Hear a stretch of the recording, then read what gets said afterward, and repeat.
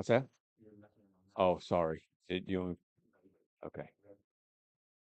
Good afternoon, world. It is moments past noon here in Waxahachie, Texas, deep in the heart of the Lone Star State. Today is Thursday, the 14th of August, and we move on to episode number 83 on Grit and Good News.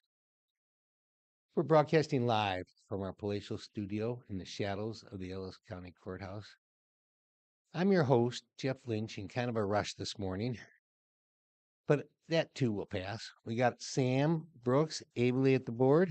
We got to my right wearing his all blue with the 80 Miracle. Okay, this is Do 80 you Miracle believe in on miracles? Ice with a golf shirt. It's a nice combination of two sports. And as we do or don't know, many of you might know, golfers, among all athletes, golfers are probably, hockey players are probably the best golfers.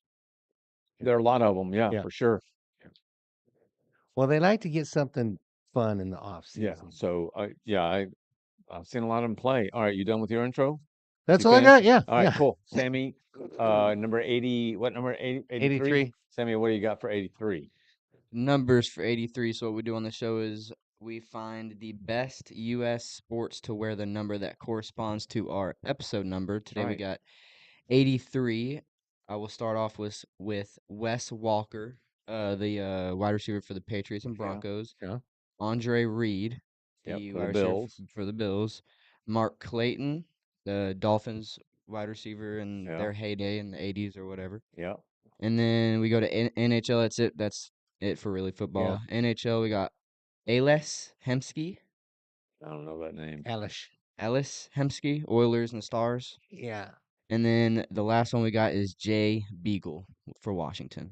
Not really Interesting. neither one a superstar. No. Golden Richards for the Dallas Cowboys, I think, who wore 83. He's since passed away, but I didn't see that. Golden Richards. Yeah, I Did didn't see that. Clayton play on that undefeated Dolphins No, team? he was No. after that. Okay. So you're Thank not you gonna for just being bang out a here. question. He knows the answer on something like Yeah, that. no, he's younger than that. But so thank you for being here. This is Grit and Good News. We're here every Tuesday and Thursday from noon to 1 o'clock Texas time.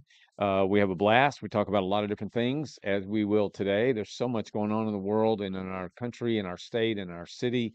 Because this is a national audience, we tend to not talk too much about Waxahachie, Texas, but Waxahachie is just right outside of Dallas. This is where we live. So, what I've been doing in my national content is I've been referring to my hometown really as Dallas, which is where I was born and raised for part of my life.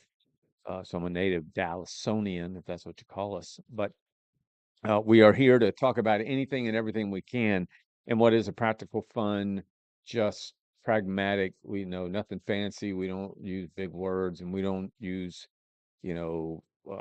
intellectual. We don't rely on our intellect, but we rely on our gut more than anything. So we're more street smart than intellect smart, although we do have some intellect, I think. I'm But not the anyway, street smartest guy in the world. we've got it covered. So just a few updates before we get into our primary agenda. Texas redistricting, the Nimrods that decided to go AWOL and scatter throughout the country. And when I say Nimrods, I'm fed up with these people. If people on the left want to get mad at me for calling people on the left names, so be it. When you have a job to do, it's no different than if I got mad at somebody in my own company and I just said, well, I'll show you. I'm gonna go down to uh, down to Austin, and you can't find me, so we won't get any work done. I ought to be fired, frankly. So these folks, in my view, ought to be fired. No work of the people in the state of Texas is being done because Gene Wu and his band of bozos have decided to go to another state that is the definition of redistricting and gerrymandering in our country, and that being Illinois. So but they're headed back supposedly tomorrow. But Abbott has said that he will simply call another Whoa, another whoa, whoa! session. They are coming back Supposed to be supposedly coming tomorrow. back tomorrow, so we'll see. They're supposed to also deal with some consequence, penalty, whatever you want to call it. I think they ought to be arrested, frankly, but they've dealt with other stuff. I saw an interview yesterday or the day before with Will Cain, who is a young talent on Fox News, and Talarico is a congressman in Texas. He's also a pastor. I think he's it's down south, I'm sure. But uh, it was quite the interview, quite the I rather contentious, if that's a word, discussion. But these folks are just lowered the bar so low right now. It's amazing to me. So we'll see what happens. I do know that Abbott will continue to call special sections, which is his right as governor to keep doing. What was a state that had special section or sessions, I don't know if they're special, but sessions, regular sessions every other year. Just had a special session that ended. That had to do with among many other things, redistricting. So uh, he can just keep calling special sessions. It's like whatever. I mean, you're going to stay gone forever. And there's one part of me that the immature part of me says, well, just just do things to make them stay away. Make them they got to spend their money to do whatever they're doing. So, if it weren't for the will of the people needing to be done and the redistricting needed to be done, Abbott has, let them stay wherever they are. They don't do anything to improve our state, in my view. So I got a that's the couple latest. things to add there. Yeah. And I wish I had my newspaper. My wife is racing it down so that we can at least do for sure our today in history at the end. Kennedy will be bringing this in here shortly. I had a couple choice quotes by Gene Wu that I'm going to paraphrase. And he says something to the effect about uh, disabling the ability of 2 million Black and Hispanic people to have a voice. Now, let's tear that apart in a couple of directions. Number one, if Democratic districts did become Republican districts, are we making the assumption that 100% of those people are Black and Hispanic? That's how Well, that sounds. it does sound that Okay. way. Number two, maybe it's a service rather than a disservice to the Democrats, because for them to smugly think that in 2026 all 5 of those districts that are subject to change are still going to go to Democrats. Do we recall the shift in voting in our last election, heavily skewing Hispanic Hmm. to the right, Yeah. and also a big move in the Black vote? Yeah. So I think that is just a wild assumption for him to be making. Yeah, I think Gene Wu is full of Gene Wu, and Gene Wu Oh, I wants like to it. be I seen and like it. heard. He's not the brightest bulb in the tree, and frankly, he doesn't have the charisma that people will tend to follow. So it's just absurd what's going on in the state of Right. Texas, and I've had my issues with Abbott over the years, but I like how Abbott's handling this now, and Paxton, and it should be tough. One other factor, and we alluded to it some in our last show. Well, first of all, Gavin Newsom is now saying November 2nd or 4th, whenever their election is, um, he's trying to get redistricting approved on the ballot as something to do. Yeah. And number two, we've already seen uh, other Democrat leaning states indicating they may do the same. And now we're seeing that out of 3 Republican states, and it's in the paper that's coming. One of them was Indiana, and I can't remember the other 2. So now, if you get us in California, and then 3 more Democratic and 3 more uh, going Republican, now that's 8 people Yeah. shifting it all It's around. a duel that has no end to it. The thing about it, and Abbott's right about this, for the state of Texas, for the state of California and Gavin Newsom, who in my view is worse than Kamala Harris when it comes to articulating things and being a fraud, really. Abbott has said that places like California can only do so much more in terms of gerrymandering. They've already done a ton of gerrymandering that leaves them little room to be able to make it even worse. So let them do whatever they think they got to do. Abbott's responsible for Texas. We live in Texas. We want Texas to be represented right, and to suggest that these folks who are represented by a clown like Crockett right now are going to be worse off by being represented by somebody else is just that's a joke in and of itself. There can only be improvement in that sense. It can't get any worse than Jasmine Crockett. Those three states are Florida, Indiana, and Ohio, and Yeah, the Democrat-leaning ones are California, Illinois, and Maryland. Oh, yeah, yeah, and part of Wu's bold statement was to call that redistricting to pass his racist maps. yeah. I mean, It's let's just bring. the best way to handle Mm. Wu is just ignore him. He's not got any weight, power, or clout. I say Abbott needs to move on.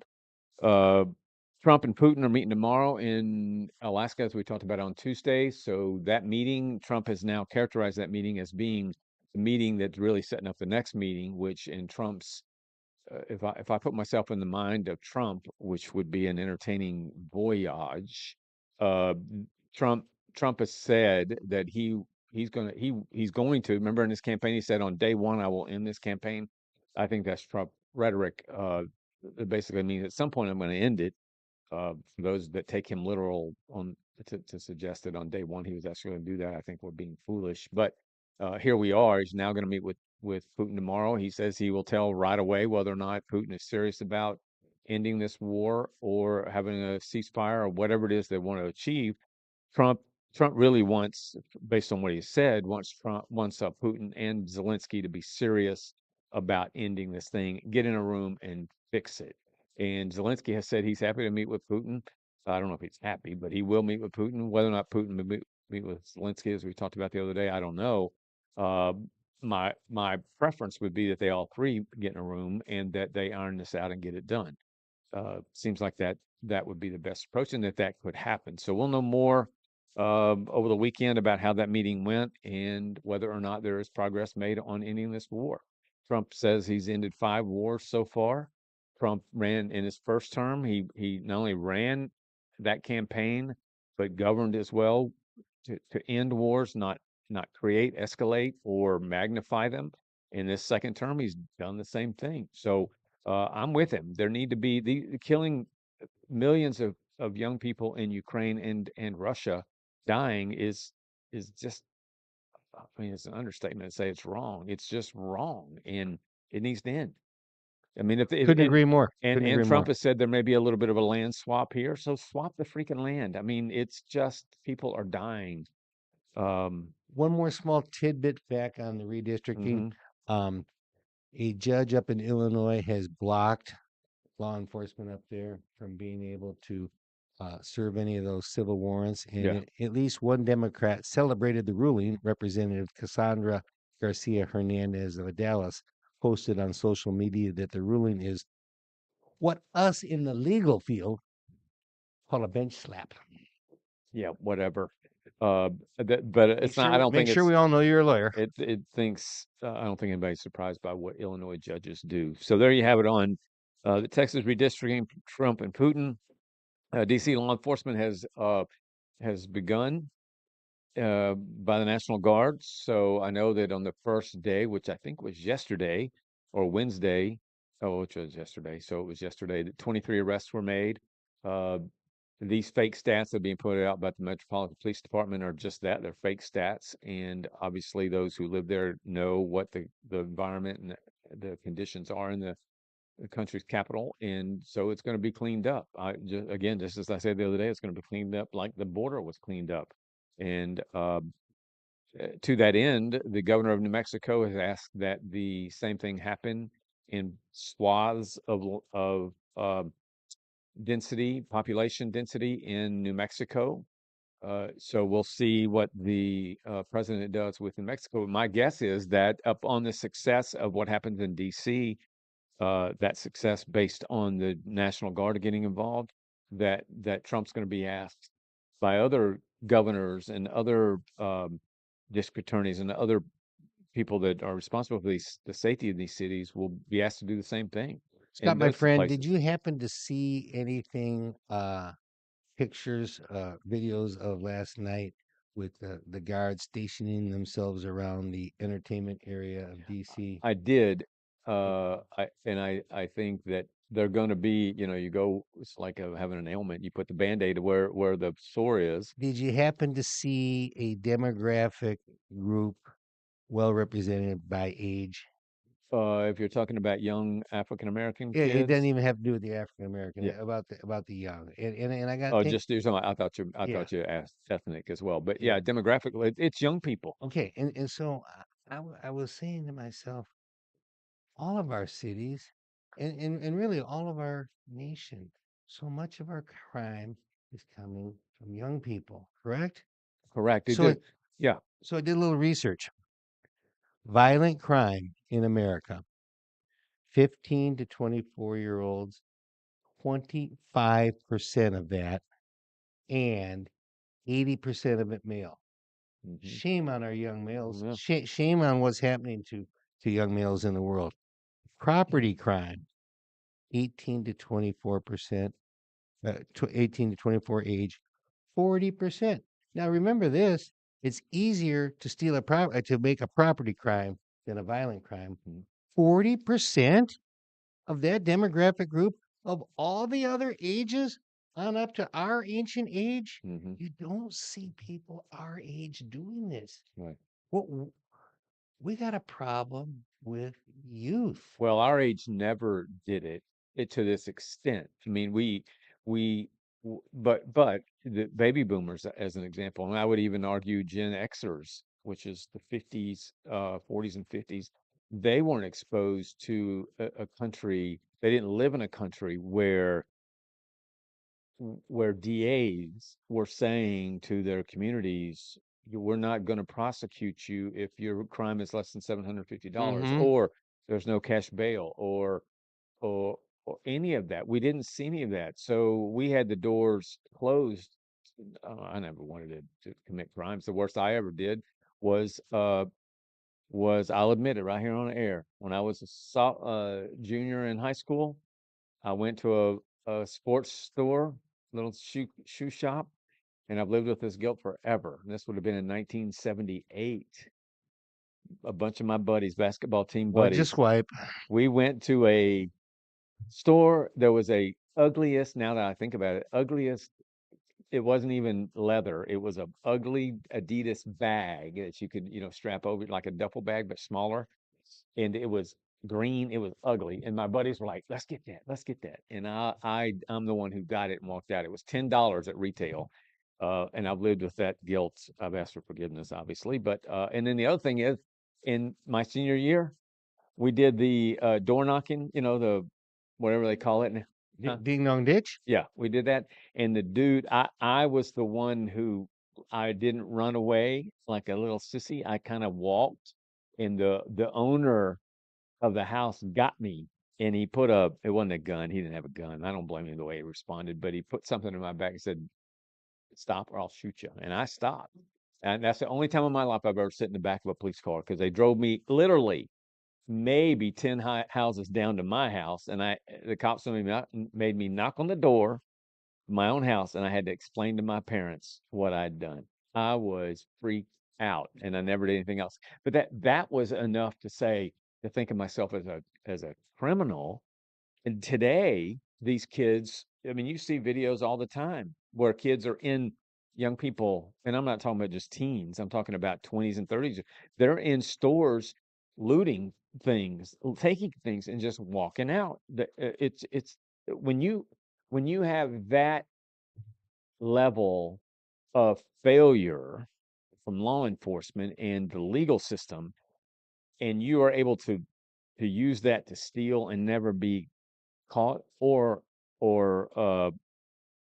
charged, you're going to keep doing it. Yeah. I mean, if somebody keeps robbing a bank, I'll make this argument, whether it's serial killers or bank robbers or any other, not addiction, but any other act. If you keep doing something and you don't feel any adverse effects, at some point you're going to say, well, there are no adverse effects, so I'm going Right. to keep doing it Right. until the adverse Yeah. effects hit you. So are we blaming youthful crime? 18 to 24 is still Yeah. youthful. Are we blaming that on the kid, the perpetrator, Yeah. or the parents for not raising them right? Well, both. I think, I'm putting more of it on the parents. yeah, well, the parents, I saw and heard a conversation yesterday. Uh, I may have listened to it actually, but anyway, I heard the conversation, and it was the same thing. It was, what do we do with the parents of kids who do these sorts of Yeah, things? What there's do we talk do? talk about Yeah. So, and one guy was saying, well, it's not the parents. Parents can't control what their kids do. And the guy who was saying it is the parents. The kid did it, so the kid's got to be prosecuted, but the parents are responsible for it. And the point he made, the analogy he used, which I think was spot on, he said, well, let me ask you something then. He says, if you have a dog, and that dog is vicious, and that dog gets out of your house, either you let him out or it jumps the fence and it goes and it bites somebody, maims them, whatever. Are you going to be charged? And the guy defending the parents said, "Yes, I will be charged." I said, "Well," and the guy said, "Well, why is that any different with a kid? If a kid gets out of your house and goes and does something wrong, why, as a parent, aren't you held responsible just as though that were a dog?" yeah. It's a great analogy. There's no answer other than to say you're right. Um, And so so this whole topic worked its way into the Substack poem that I finished today that will be coming out tomorrow, and it's inspired me to read a particular poem from my one of my books, which is I like plagiarizing myself now in poetry yeah, because it's mine. I yeah, can it do is it. yours. Not Okay, yeah, that's not so plagiarism. That's just look quoting forward to yourself. today's poem. Here we go. Yeah, so there you have it. Last thing I want to share in terms of an update is that you may have heard in the news yesterday, Midland Legacy High School in Midland, in 2020, because of the BLM nonsense and all that George Floyd crap and stuff, changed its name from Midland Lee to what it is now, or was Midland Legacy, so as to not throw anything out there that has to do with the Confederacy or history or whatever that is seen as being racist. Well, in my view, and I'm just speaking from my view, I'm not saying this for Sammy or for Jeff, but in my opinion, the 4-3 school board vote Tuesday night, I think, or Monday night this week, 4-3 vote to change it back to Midland Lee was the right vote. And so that's what's going to happen. I think now that we'll see more schools do that. You know, Um, I find that the change that they made, it was a soft change, and everybody, if you just heard about Midland Legacy, well, what legacy are we referring to? But yeah, out in Midland, the legacy is Lee, so yeah, it's an interesting way of still keeping that alive in the minds of those people. yeah. I think it's a response to what's happened the past 4 years, and we've gone drunk on woke, and we're stopping that. It's no different than the Washington Redskins, the Commanders now. Trump is almost threatened the team ownership to make them go back to Indians, so as to make sure that Redskins, I'm sorry, Redskins, not Indians, but and also the Cleveland Indians. But and the I tribe. believe the latest I read on the Commanders is that they're considering it to go back to the Redskins. Well, it So wasn't a popular decision. no, it wasn't a popular decision, and I think even those the Indian nation, if you will, in Hmm. America, Hmm. I think if they were polled, most of them would say, or majority would say, that doesn't offend us to be called a team to be called the Indians or the Redskins. I don't. It baffles me. It's like these yahoos that came, poked their head up during the 2020 year here and said, these young people, we're going to start a what do you call it, petition to change the Waxahachie Indians to something else. And I remember us taking a stand at the Sun and others taking a stand saying, "Go ahead." What's that old FAFO? First in, Fool first out. around? No, Oh, fool around and find out. Something like that. And that went away pretty quickly. So good for Midland Lee High School. All right. So the Kennedy Center Awards. I don't know if that's exactly what it's called. Let me see here. The Kennedy Center Awards, which I've never really paid much attention to.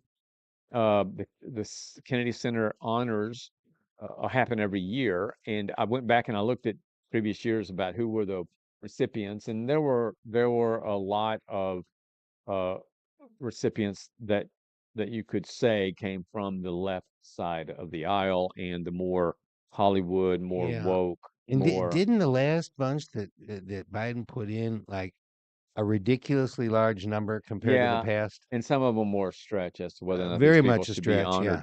So Trump, as we've heard, which dilutes the it specialness. I'm sorry does. to interrupt you, That's but all right. But Trump says, okay, I'm now going to take control of this. He's going to be the chairman of the organization, and as such, they've announced this year's award winners. Those or honorees. Those honorees are George Strait, wow, Sylvester Stallone, Sly. Kiss, the band Kiss, Michael Crawford, who is an actor, English actor. I don't know him. I don't I either. saw pictures of him, but I don't know. It doesn't ring a bell with me. I think he's Broadway and that kind of thing as well. And then Gloria Gaynor, who's First I was afraid, I was so yeah, petrified. she was known for "I Will Survive" and something else, but I can't remember what that song was. But and I read a quote from her saying, yeah, she says, "I am blessed and honored to be receiving this award. My hope is that in accepting this honor, I can continue with the inspirational phenomenon that began with "I Will Survive." So that's nice. I know the others have expressed their Yeah, honor and pleasure at being recognized. But the question really is, we have Trump taking over what is somewhat for me, I think the average person, uh, rather benign, abstract organization. We see these yeah, things, and it's like watching the Oscars or the Academy Awards, and we're yeah. like, whatever, who we. It's I, a foo-foo award ceremony for the entertainment industry. yeah, and I Yeah, think Flyover Country basically says, whatever. We're so tired of these people. We yeah. don't want to hear your anti-Trump crap and all that. So it's a rather innocuous for me. However, when I say, well, in the grand scheme of what Trump's up to, what is the point of being distracted if it's if you want to claim it's a distraction? I'm not saying you, but others that Trump is involved in this, then at face value, it does look like it. We got a president who's meeting with Putin tomorrow in Alaska. All right, a major issue in the world. He's taking over. He's directed for DC to be taken over by the National Guard so we can get crime under control. He's shut down our border. He's dealing with all these other things, and he's now preoccupied or potentially distracted by the Kennedy Awards stuff. I think it's part of a bigger plan. And so you got right now you got these honorees and you got the law enforcement in Washington, D.C. And as we put in our lead today, our teas on our social media, they seem totally disconnected. What does one have to do with the other? Well, they don't really have anything directly to do with one another, but they have something to do with one another in terms of the whole mosaic. And that is that Trump is saying in every Hollywood, law enforcement, border protection, health, uh, whatever else, foreign policy, you name it. These are all going to have a common thread, and that common thread is that America is the alpha male, and we are going to make sure that it's done right. Do you remember when he got appointed that early in his term? The way I remember it was they begged him. He didn't really want to do it. I Yeah. think maybe Melania convinced him, but I think in the back of his mind, he was thinking what you just said. Well, I think so too. And I think Trump is an expert, and I don't know that I'm not saying I like this about the president, but he's an expert on creating a situation in which he appears to be dragged into doing something. Like he said yesterday, he said with respect to the Kennedy honorary event itself, that he was asked would he be willing to MC it. And if you saw the interview, he says, I'm the president of the United States. I'm not going to MC something. And he said, and then Melania, oh no, he said Susie, I think her last name is Childs, the uh, chief of staff, his chief of staff, who's a bulldog, and Hmm. he listens to her. The first Uh, person he appointed to office yeah, when she it, said, when he was yeah, said you, that he didn't yeah, respect powerful women. yeah. Yeah, She said, you should do it, Mr. President. And so he said, so I'm going to do it. So it's another one of those things like what you were just talking about that, the being involved in the Kennedy Center at all, he makes it appear as though he was dragged into it. But because he's dragged into it, he's going to do it his way. I think it was from the get-go his plan to be doing right, all of right. these things. but the point I want to make is that when we watch Trump, particularly Trump, I don't think Trump compares to any other president in the history of our country. My That's for favorite sure. president outside of Trump was Ronald Reagan, which doesn't surprise anybody. But Ronald Reagan, the great communicator that he was, wasn't anything like a Trump. They both came from an acting background insofar as Trump was on The Apprentice and Ronald Reagan was on a number of movies. uh, and they're both Republicans. It begins to stop there. I mean, there were alpha males as well, Right. driver mentalities, but Donald Trump is unlike anyone I've ever witnessed in office. And so I am intrigued. I think it's certainly book worthy. There'll be millions of books written about Trump and his style, but these things all fit together. And so Trump says, all right, just like a game plan in football, we're going to attack this whatever you want to call it in football, the defense, their defense, and other things. We're going to do this and we're going to do that. Trump says, okay, what about Hollywood? How are we going to address Hollywood? How are we going to address foreign policy? How are we going to address these wars? How are we going to address the border? How are we going to address law enforcement in our country, in our American cities?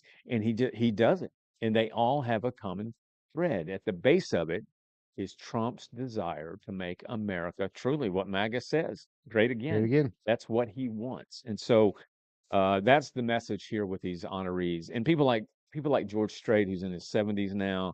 The band Kiss, first concert I ever went to as an 11-year-old in Little Rock, Arkansas. Uh, Gloria Gaynor, one of the greatest songs in history of music. Uh, Michael Crawford, I don't know, as I mentioned, and then who was the other one? Oh, Rocky. I mean, you just don't get more American Right. than those. So I think it's a good list.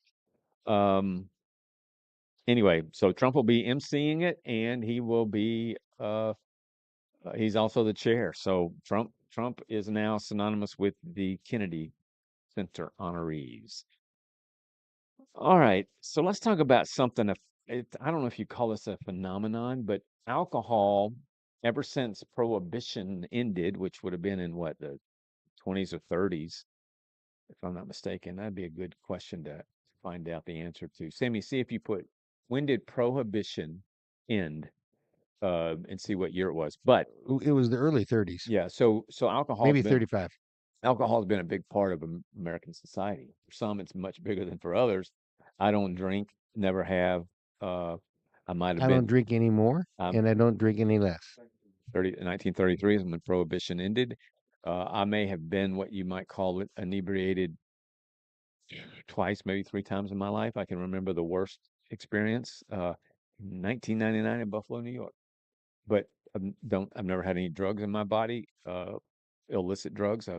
So alcohol's not ever been a big part of my family. I did date an alcoholic one time many years ago. That was a disaster. Uh, but for others, is alcohol is how they get through a day. So you have those are the opposite ends of the spectrum. In between is the societal, cultural, fun, go to a ball game, tailgating, parties, all that, where people consume alcohol. Uh, and you rarely go to an event where there isn't alcohol available. But that said, so now there's a report out that says alcohol consumption in America has plummeted, which is interesting to me, uh, on a number of fronts. One, it's a big deal. It's not a good thing for the alcohol companies, but it is a big deal in terms of our society and the behaviors and conduct of it. But I don't know why that's happened. I think Any plummet thought? might be a strong number, but it's definitely gone down. And I have a little analysis here from the paper about adults who report they drink.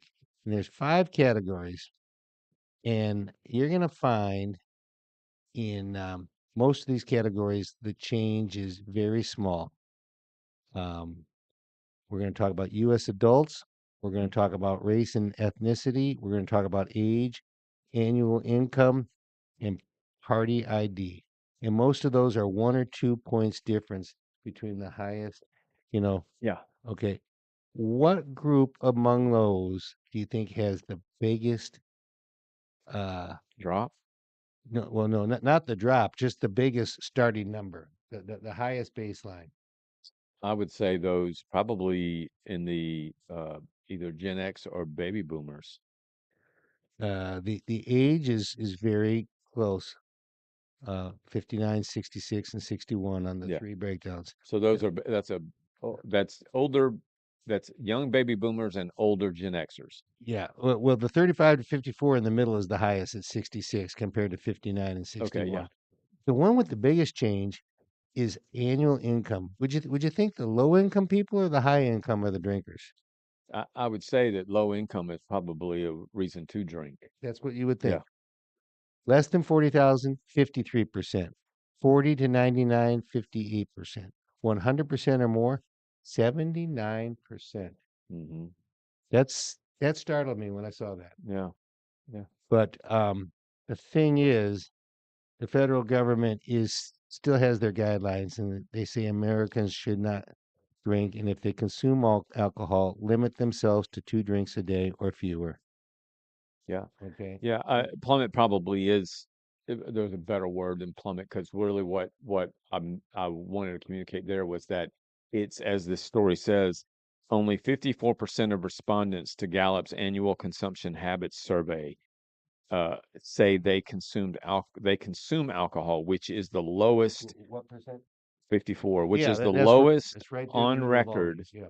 It's the lowest on record in 90 years. Yeah. So instead of saying plummeting, it may be the most uh, dramatic in the sense that in 90 years, that's the furthest it's dropped in 90 years. This coincides with a growing belief among Americans that moderate alcohol consumption is bad for one's health. So, I mean, moderate is a relative term. Moderate, you just said Two. two drinks a day. I would assume that 2 drinks a day, again, that's another relative term. Is it a big drink, small drink? What is Very, in the very, drink? very relative. It is bad for one's health. The majority now says for the first time. The National Institute of Alcohol Abuse and Alcoholism cites 9 body systems impacted by alcohol use. I'm not going to go through all of those, but it says current research points to health risks even at low amounts of alcohol consumption, regardless of beverage type. Mhm. So for the average person or the average number of drinks taken in a day, that's going to be have a negative effect on one's health. Those who do drink are drinking less, Gallup reported, averaging, as you said, about 2.8 drinks. Oh, this says 2.8 drinks a week. Republicans have reported a sharp drop in drinking habits, but Democrats' percentage has held fairly steady. It's interesting Exactly. that they have that even in if you ever doubt that politics is not interwoven into our fabric of our lives every which way, that in and of itself, why would there be any discussion or any mention of political preference on a survey or in a survey about Especially because alcohol? it starts out in 23, Republicans 65%, Independents 61, Yeah, and Democrats 64. And the biggest drop of any of these categories we saw was the Republicans going from 65 to 46, a 19% drop. That's the yeah. biggest category of all. Yeah, it's interesting that politics is part of this. The highest number of Americans who reported drinking alcohol at 68 to 71% were all recorded between 1974 and 1981. Beer is still the most preferred alcohol, uh, adding that it has this group, Gallup, documented 3 consecutive years of decline in the U.S. drinking rate as research, supporting the no amount of alcohol is safe message.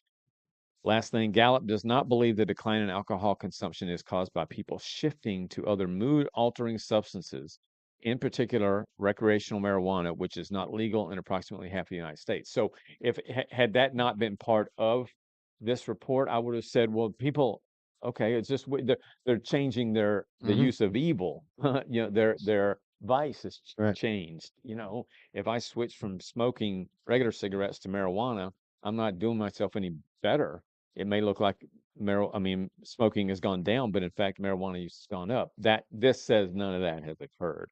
So real alcoholism or alcohol consumption has gone down farther than it has in the past 90 years. And the second biggest drop was in that 100,000 or more, Yeah.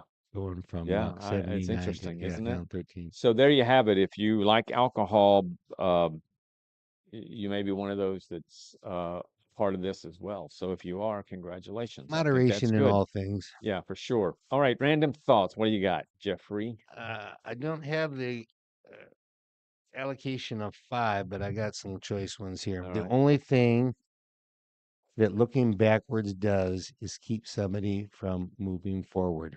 Hmm. And I don't know what made me come up with this, but Yeah. I'm speaking from my heart. I really don't get the whole zombie thing, and I'm not sure that I want to get it. Yeah, it is a cultural I obsession. Sammy, were you ever into the zombie rage? Zombies? Yeah. No. Yeah. Yeah. The second one is a follow up to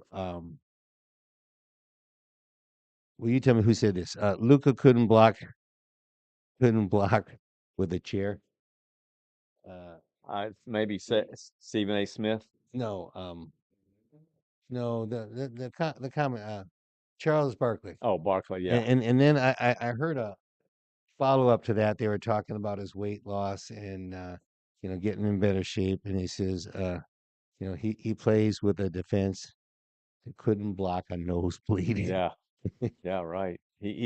I will make a prediction on a side note here that Luca is going to be a beast this year. I, He's I, on a team that I don't think is very good, but he's got to burn his butt. he's got something to prove, and he's going to be a beast. Mm. If he's injury free, he's going to be unstoppable, in my opinion. So we'll see.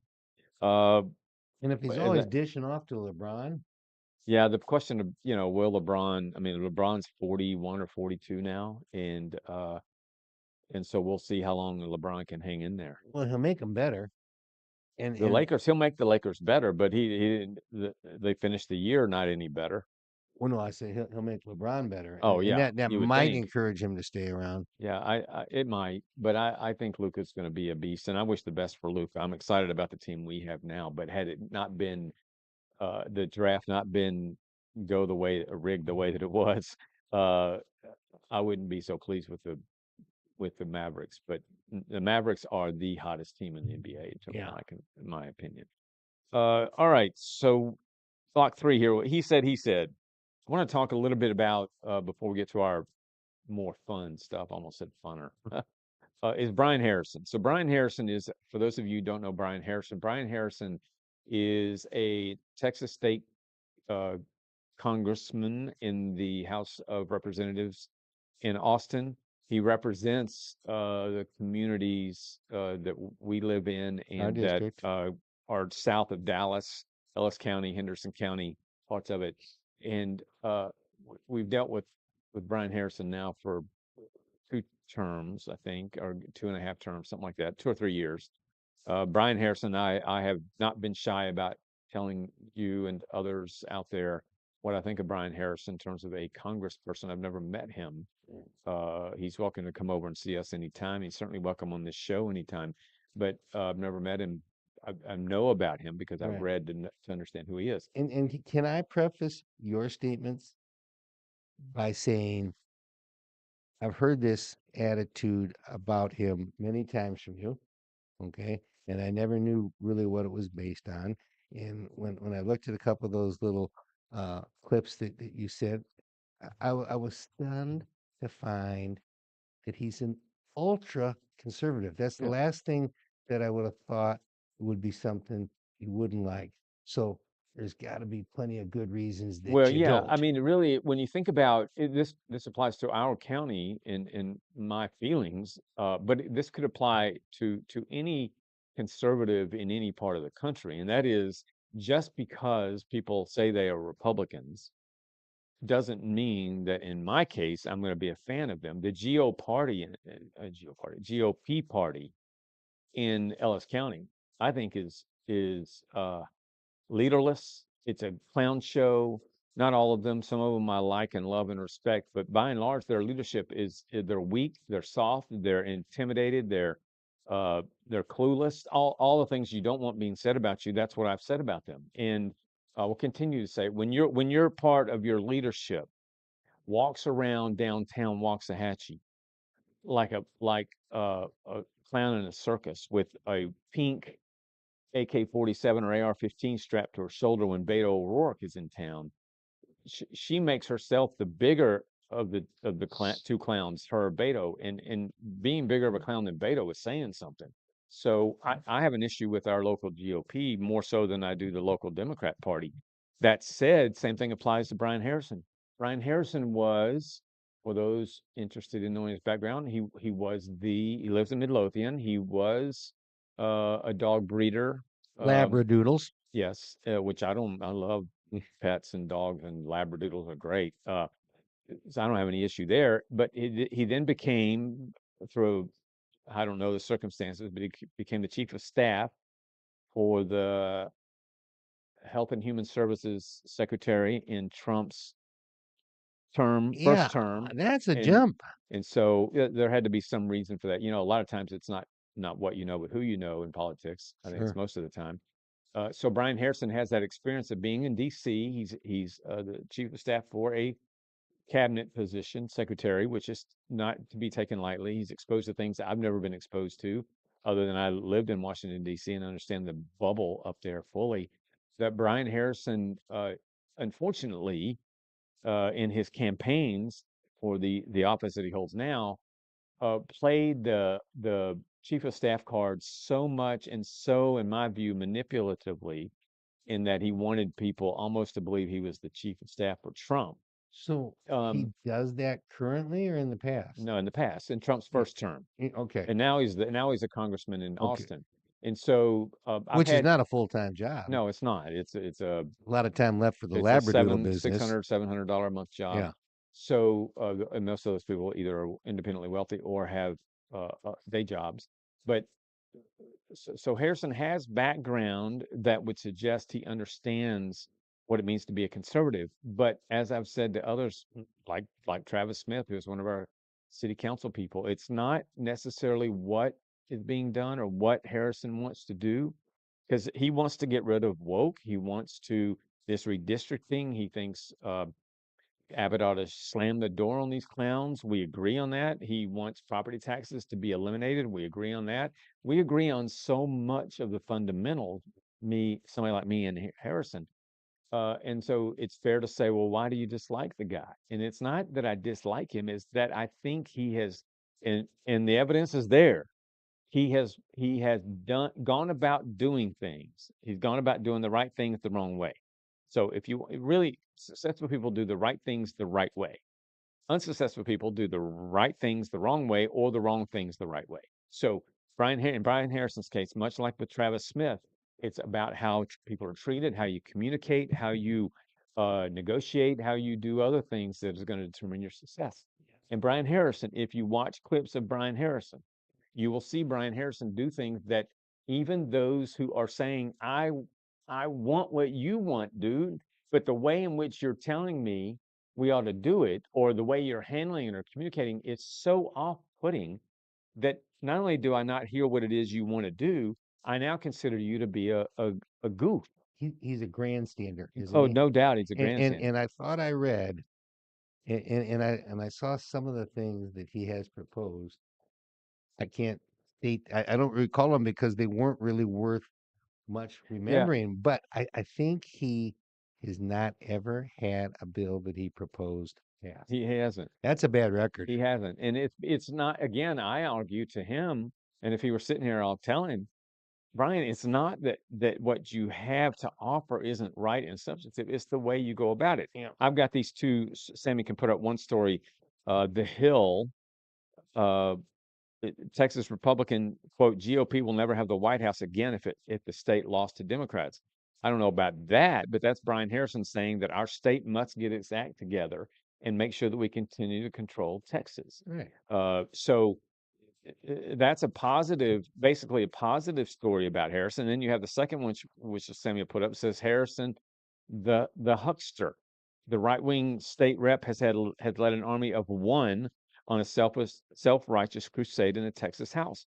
which is another example. When you are advocating for something, you want to do it in such a way where you can look around and you see people are there to support you. In Brian Harrison's case, he looks around and he's got nobody because nobody wants to be associated with that absurdity of an approach. So we're going to talk more in the shows to come about Brian Harrison. Uh, Matt Authier, a local, relatively young man who served on our school board and done other things, has uh, filed to run against Brian Harrison and has already started campaigning. There'll be others that will run against Brian Harrison, and unless I figure out a way for Brian and Harrison and I to at least have some means of agreement, I'm gonna be advocating for others to take over. We can't be a laughing stock in Washington, we being the Ellis County. So the only successful manner to finish him out in Austin is by having him lose in a primary, because otherwise, Yeah, yeah, he'll still kill the Democrat, whoever it is, yeah. He'll no in Democrats this district. going to win this. Yeah, in our county in Henderson, that's true.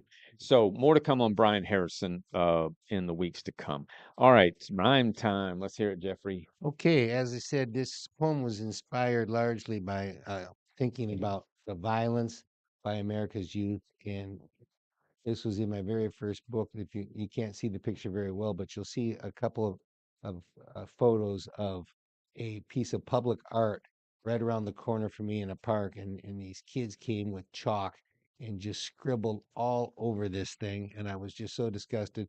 I went and cleaned it up. I came home. I wrote this poem. I put it on a little sign Let's hear it. right next to the sidewalk. Let's hear it. And as we like to say, it goes something like this: Clueless. Hey there, parents. Please get a clue. Your lax parenting is making me blue. I'm not blaming the kids. Yes, the kids did what they did. By example, you must show the tough meaning of no. You must teach a whole lot to turn out a good tot. The sidewalk is the place for using their chalk.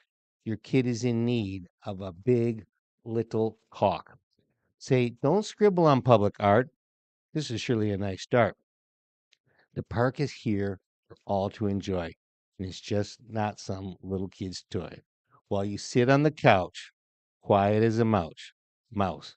Do they scribble on the walls back at your house? Well, I cleaned up the mess that your darlings have made for this troublesome task. I never got paid. While I was at it, I swept up all the stones. Please tell them to leave them alone. Now it's clear for nice folks to walk the best looking part of this block. I write this because I care. Vandalizing art is surely not fair. Give your kids a chance to succeed. If you try, you can indeed. Yes, parents, it's time to raise the bar, or your sweet little kid won't go very far. Yeah, it is. I mean, it's Can you imagine kids walking by and are seeing out that of. sign up there? I just don't. It's like the people who do things to pets, and a lot of times young kids do things to pets that hurt, torture, kill, and I just that's a kid. All the psychologists and psychiatrists say if a young person that does harm to animals is likely to grow up and do that to human beings.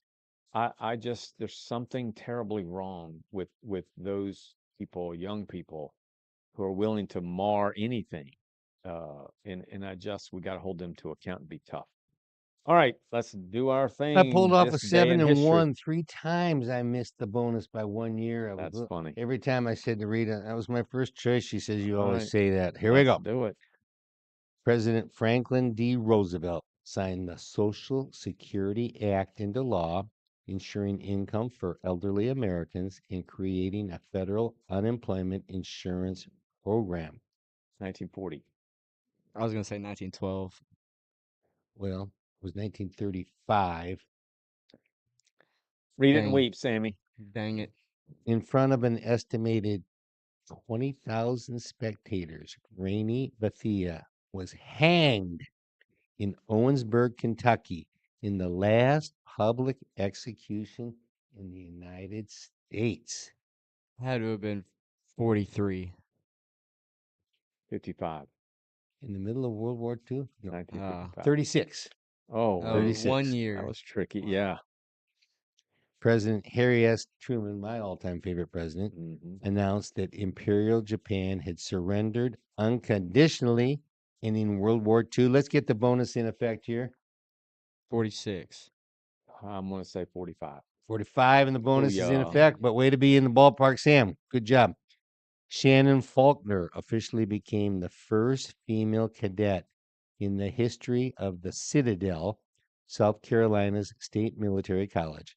However, Faulkner withdrew from the school less than a week later. That shouldn't count then. But I'm going to say 66. I was going to say 56. 96. Ooh, big Do jump. you That's a think huge she jump. withdrew because she got such bad treatment by every other Maybe. male? Maybe. Likely. But if you go to the Citadel, you're saying you can handle whatever's thrown your way. You know, Except a daily dose of assholery. I mean, that still yeah. that's less than what you'd find in war. Well, she bailed. Yeah, she did bail. Here we go. An unrepentant Timothy McVeigh. You guys were up there. You saw all this, Sammy, the so you Oklahoma ought to be City bomber. strong here. An unrepentant Timothy McVeigh was formally sentenced to death for the Oklahoma City bomber. He was executed by lethal injection in 2001. So when was he convicted? What was the last date? 2000. Oh, last date was. 95. You got between 95 and It's got to 2001. be like 98. I'll let Sammy have 98. I'll choose 99. Well, 97 would have got you the bonus. This is one of the all-time great nicknames of all times. Charles Manson follower Lynette Squeaky from, 60, convicted of trying to assassinate President Gerald Ford in 1975, was released from a prison hospital after more than 3 decades behind bars. When was she released? 2006. 2009. A bonus is in effect. Wow. Booyah. And we close with earthquake. 7.2 magnitude earthquake struck Haiti, leaving more than 2,200 people dead and injuring more than 12,000 others. 2021. 2019. How'd you know that, Samuel? I didn't. Well, you Very good. did. Let's go. The bonus for the young man. 7. Let's see. 5, 6, 7, and 2 today. 7 and Let's 2. go. What you got? I went 4 and 3 4 and plus 3. the bonus, so 4 and 4. 4 and 4. I think. No, the bonus gets you for Alright. 5 and 4. 5 and 4 then. That's a nice record. Yes, sir. Yes, sir. There you go. I love this day in history. So we close the show out with a true fact that sounds crazy, but so I'll have one here in just a second. So I want to, before we do that though, I want to just mention that we are still at work on the Hannah Dillard case.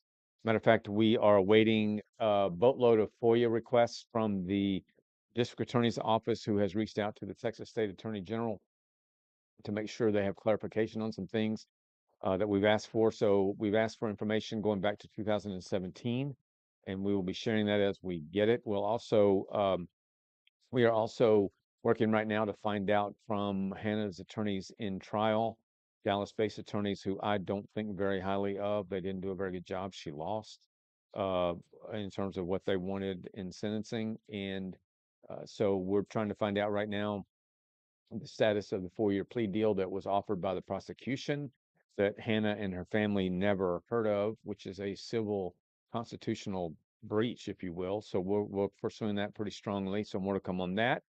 And then some news hopefully coming out about some more expose on the Mississippi Beavers case. We'll have more to tell you about that. So lots going on, and you will be the first to know as we get the information. All right.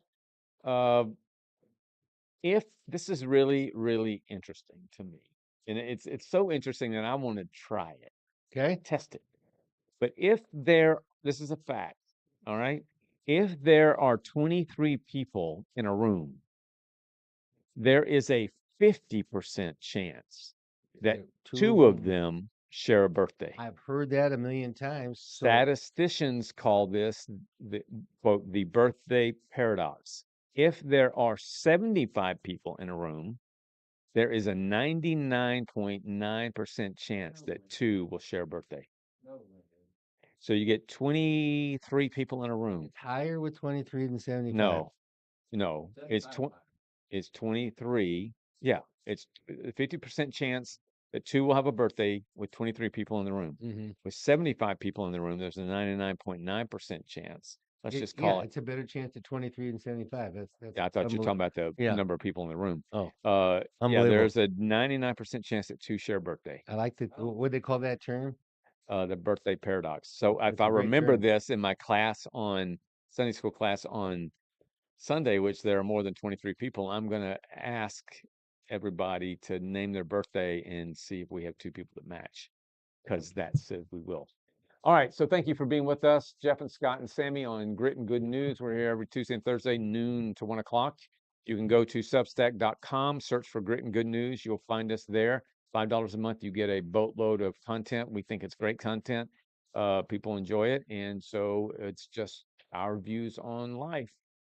Please do that if you get a chance. $5 a month. And today in history, along with all the facts that you receive, were brought to you by my lovely wife, Rita Ryan, who on a moment's notice rushed down for the 6.5 minute drive from the house to the sun to provide me the newspaper. There you go. And on that note, I will say, have a great day, and remember, put a smile on somebody's face today.